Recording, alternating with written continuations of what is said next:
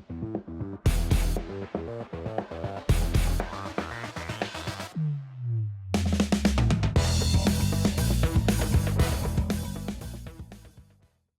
everyone, welcome to the channel. Thanks for tuning back in. I'm sitting down by the river. It's been a long, hot summer day, and we've got pleasure boaters out in full force.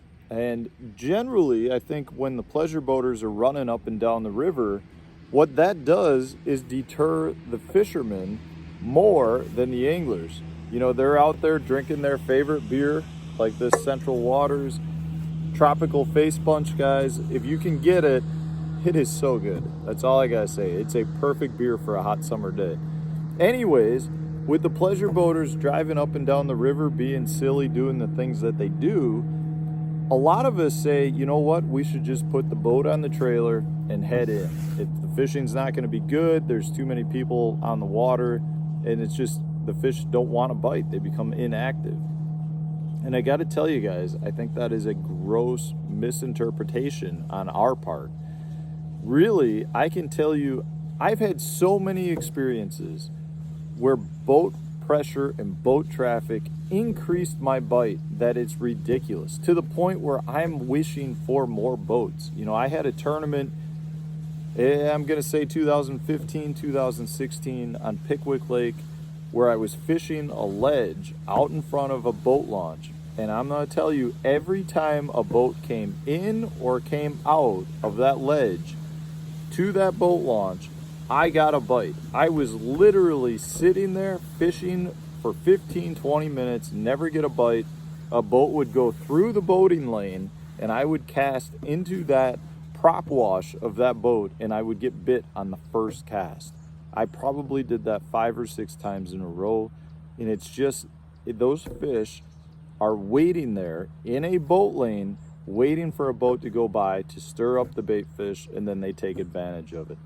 You know, growing up in Wisconsin up here, I can't tell you the number of instances when either my family or my uncle would be out fishing and he would come in at the end of the day. You know, at that point, we had my uncle had a 3 horsepower engine, an old Evinrude. My parents had a 4 horse old Evinrude. And when we would come in, we would literally troll a bait in the prop wash of the engine at full speed. And I cannot tell you the number of muskies that we've caught doing that. You know, literally those fish were attracted either to the prop wash or they were in the prop wash because it was stirring everything up, and the bait fish and whatever they were foraging on got moved out of the way.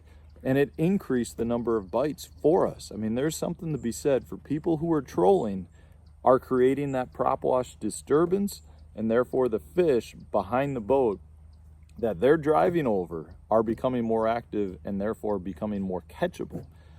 So guys, there's a lot of instances like that. You know, I can tell you specifically, I was just on a waterway that had a lot of barge traffic, clear water, and I literally was looking at a fish sitting behind a rock. And when that barge came by, there was so much water displacement from that barge that the fish sitting behind that rock got shot to the other side of the rock and had to reposition until that barge went past. And when that barge went past, the fish went back to sitting in the exact same position behind that rock because that was the normal flow of current. But when that barge went by, it literally changed current flow. And when I saw, you know, a nice smallmouth bass get pushed out of the way because the current that was created from that barge was so strong, I can only imagine that had it been a school of bait fish or a crayfish, it would have just gotten completely pushed out of the way. At that point, it becomes a very good opportunity for a game fish to feed on the forage species. It was really an eye-opening experience for me. I could not believe how drastically, you know, a nice 2.5 to 3 pound class smallmouth bass was pushed out of the way by a redirection of current from a barge. It was really unbelievable. And at this point in my career, I have no doubt that fish take advantage of boat traffic. You know, there are times when I do believe boat traffic can be a bad thing to have in an area. It can literally muddy up water to the point that it's like chocolate milk. And I don't think that those are great times to be fishing in. But there's a lot of other times if you're fishing clear water lakes where a little boat disturbance will create some cloudiness in the water. And at that point, that's a great time to take advantage of it. You know, the fish in clear water lakes are so used to being able to see everything perfectly that they get a good eye and they can eyeball your bait and be like, no, I don't think so. That doesn't look quite right. You add a little cloudiness and a little milkiness to clear water, and all of a sudden those fish that were really susceptible to knowing what is a bait and what isn't a bait, all of a sudden don't really have the ability to be like, you know what? I can't tell if that's bait fish or spinner bait. And they'll go and hit the bait because of that. So you guys don't necessarily think just because boat traffic is high that the fish aren't going to bite. Now, I will tell you that I do think there's a couple of things that you want to do in terms of bait selection on days when there is high boat traffic. I think it's beneficial to you to do one of two things. The first, either if you know there's an area that's normally a really good area for catching fish, at that point, slow down and use bottom baits. You know, the slower the bait, the better. Those fish are still there. If it's an area that you've caught fish in the past, or an area, say it's a channel where there's boat traffic being directed through that channel, you know the fish live there year round. They just are probably being positioned a little bit differently or are holding tight to the bottom because they have constant boat traffic going over the top of them.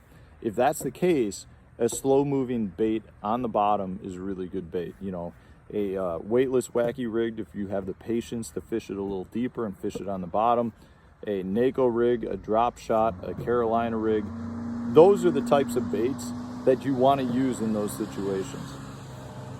The other bait selection kind of goes against that, and it goes into the time, like I said, when you have some water clarity that's normally really clear that is now off colored or milky or cloudy.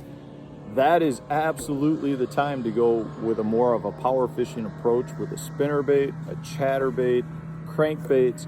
Things that you may not normally use in those areas are now going to be absolutely killer baits because those fish cannot look at the bait and determine whether or not that's a real bait or not a real bait.